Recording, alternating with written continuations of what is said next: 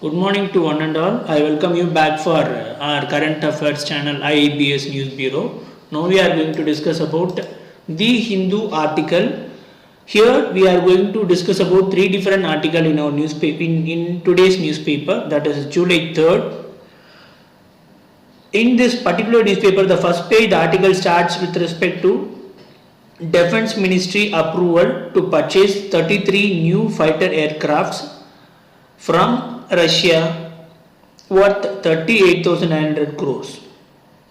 Why we are procuring this particular 33 aircraft at this present pandemic situation? Is it necessary?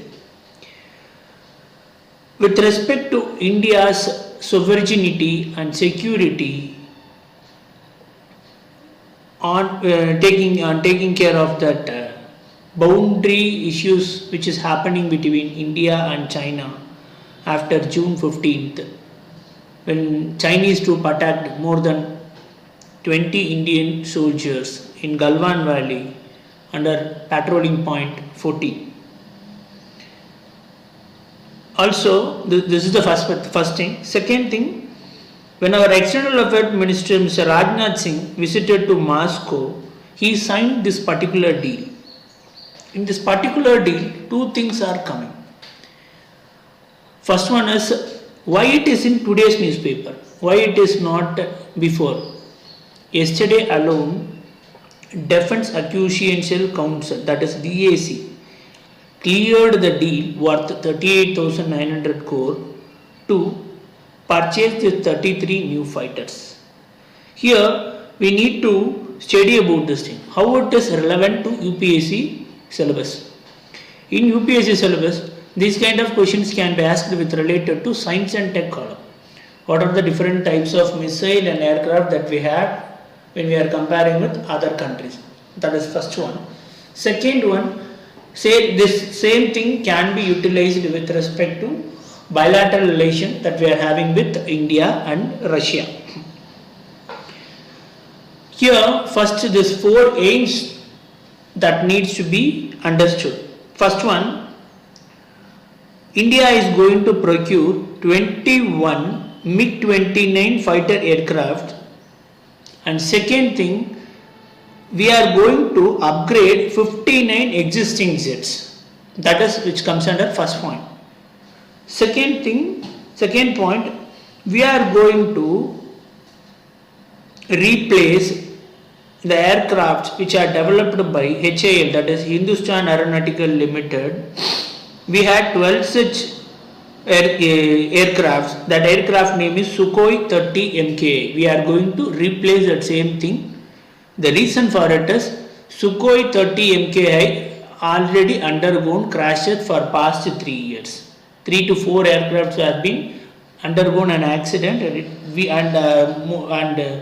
in most of the accident, Indian Air Force officers have lost their life.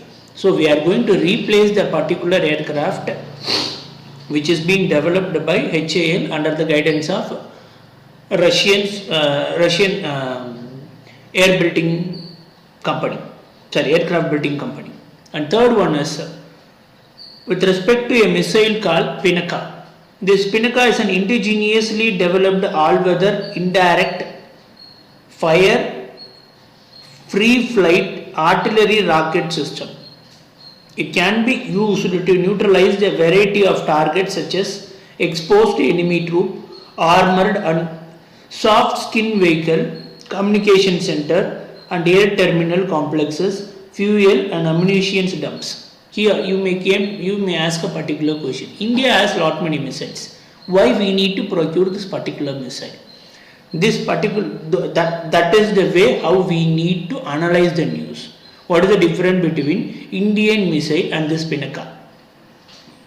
We will be discussing about this missile topic under science and technology classes, where I will be discussing about the difference between Indian missiles and this particular missile which is going to be purchased from Russia. And fourth point, deals also include long range land attack missile system to over 1000 kilometer range and Astra a beyond visual range class of air-to-air missile for fighters aircraft designed and developed by DRDO. Here we need to know about one particular thing. We are building a particular missile called Nirbhay. That particular missile is having long range missile attack system, which means we can able to attack any target which is having a distance over 1000 km of range, can be attacked by Nirbhay. That is going to be built by DRDO. It is under a development stage. We are building this particular missile under the guidance of Russian Space Research Center. Also, second missile is Astra, that is going to be built to attack anything from air to air. That particular missile can be thrown from aircraft to some other aircraft, which can be launched from one place to another place. Here the continuation of this particular thing is also there in 8th page of today's newspaper also. There we are explaining about our Indian present defense strength. Already we had this particular purchase will increase up the quadrant strength of Indian Air Force fighter fleet. We are already having 12, now we are going to increase it to 33. That is the first point. And second one, this MiG-29, which is being partially manufactured by Russia for unfulfilled order and would now be upgraded and delivered to India, which means this thing is talking about the 59 jet. The 59 jets which are been developed by HAL are under the guidance of Russian Space Research Mission. Now we are going to replace the same, now we are going to get upgraded through Russian Space Research Center. And apart from that, this would also add to 3 of the quadrants in the service that are undergoing an upgrade. We are going to upgrade 3 different types of jet aircraft. And Indian Air Force currently has 30 fighter squadron against a sanctioned strength of 42. That's I said. We had only 30, now we are going to increase the strength by 42. Which means that we can easily attack China at any time with the help of Russia. Here, one more thing that needs to be understood. In this particular announcement, Russian government have clearly given a statement saying that hardware and conversation, the announcement of the clearance for Russian hardware and conversation between leaders came amid indication that New Delhi and Moscow are cooperating more closely on strategic tie as the result of tension with China along the LAC, which means that Russia is giving 100% support to India in terms of defense to attack China if they attack us. And we may need to keep one thing in mind. India is having a particular policy saying that no first use policy, which means we won't use nuclear weapon or whatever be the weapon as a first thing to attack any enemies. If someone is attacking us, we may also attack them to protect ourselves. For that protections alone, Indian government and defense system is investing so much of money to purchase 33 fighter aircraft even in this pandemic time. And now we can move on to the second topic. What is the second topic? The second topic is with respect to loss of jurisdiction over Italian marine case. What is this Italian marine case? This Italian marine case, which was happened in international boundary. In 2012, on February 5th, 2 fishermen from Kerala went into the international boundary for fishing. When they went for fishing, Italian marine officers, 2 officers, Mr. Girone and Latore, those 2 people shot the Indian, that is especially the Kerala Malayali fishermen, saying that they misunderstood the fishermen as a pirates and they should occurred in international waters.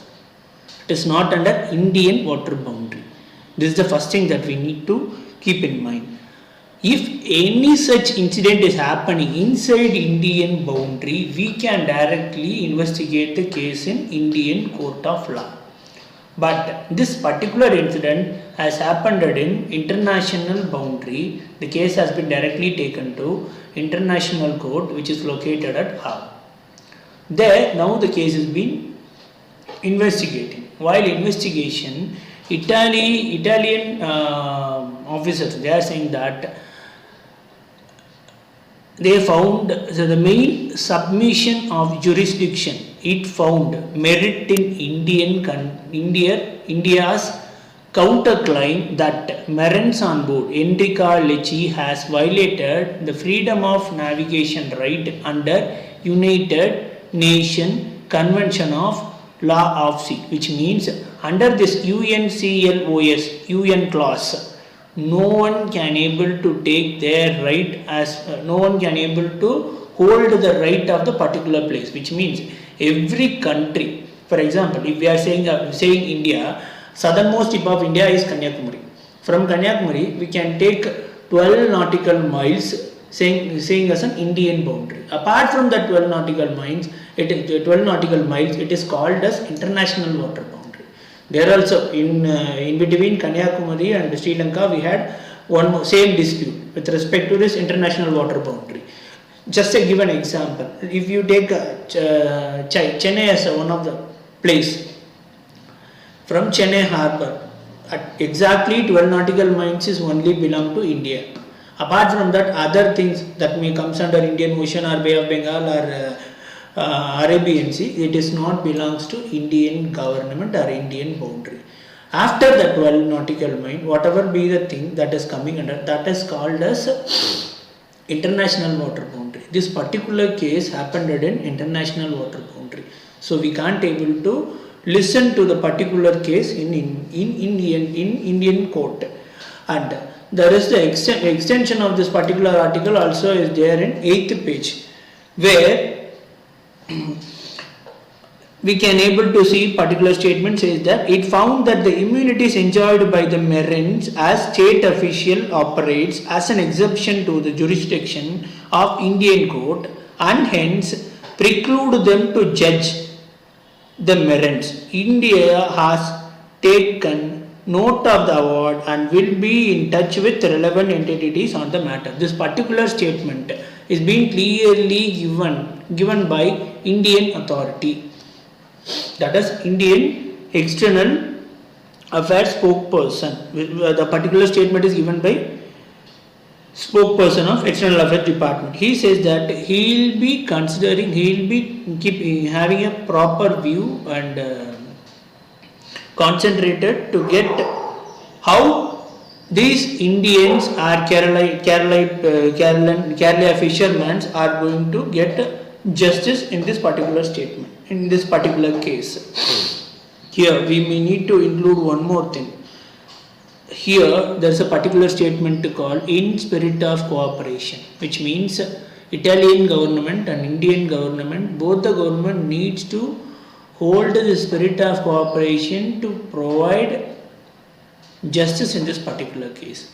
What is presently provided as a justice in this end, it is only compensation for the person who are affected, which means Saint Anthony and his physical harm, material damage, loss of life, all those being properly going to be compensated by monetary fund.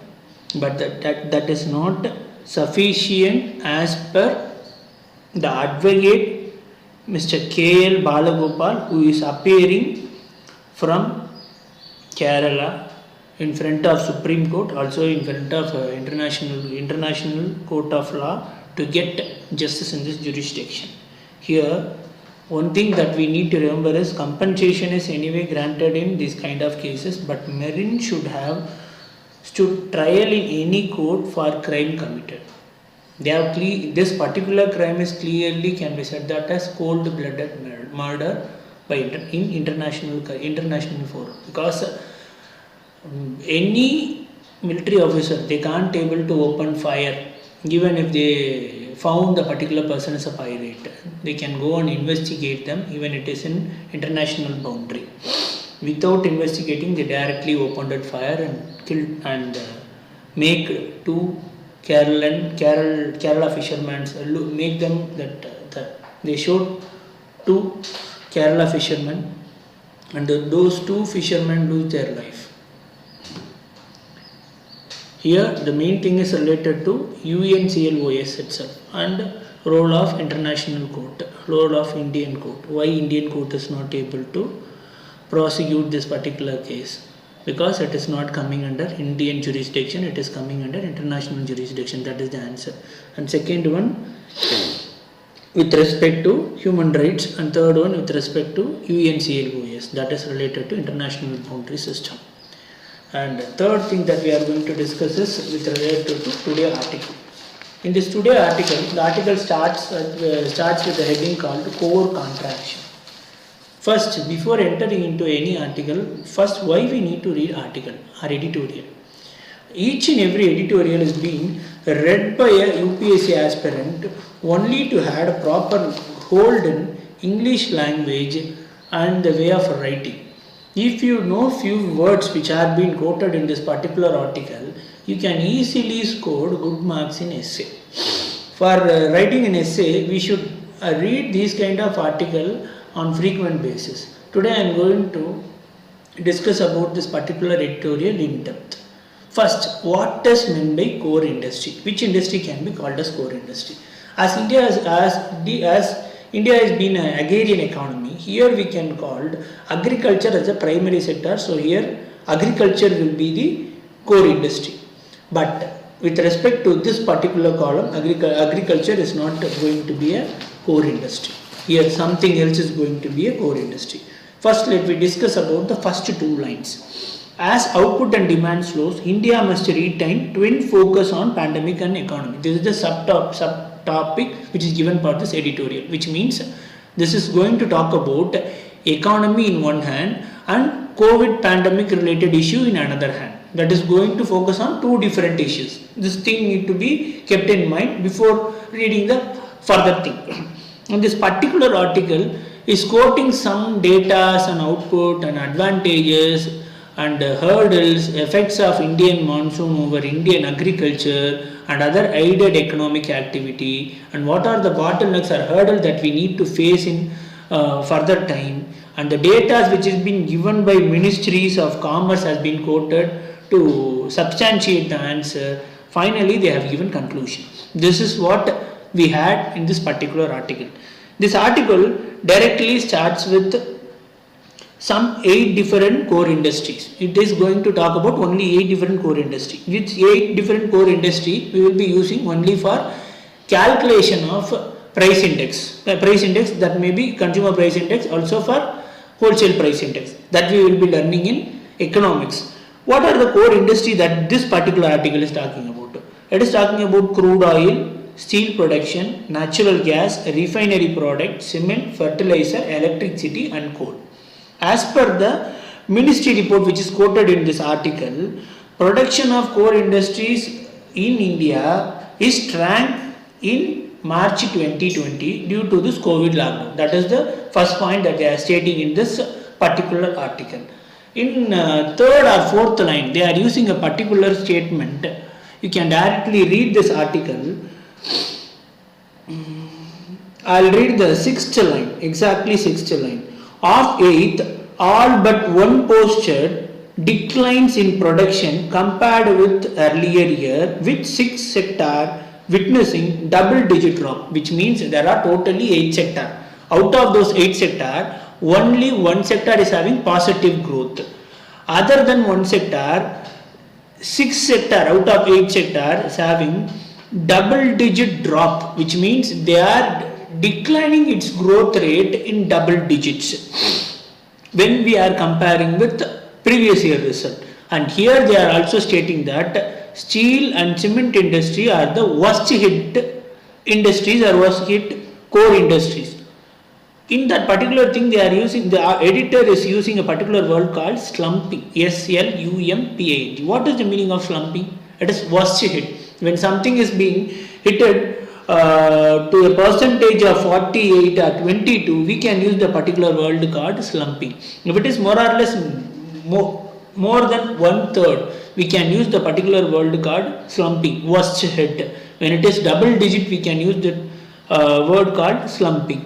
And apart from that, here due to this productivity loss and economic loss of these two industry, it has also stalled the growth of real estate sector, especially construction sector, because construction sector is completely dependent upon the price and productivity of steel and cement.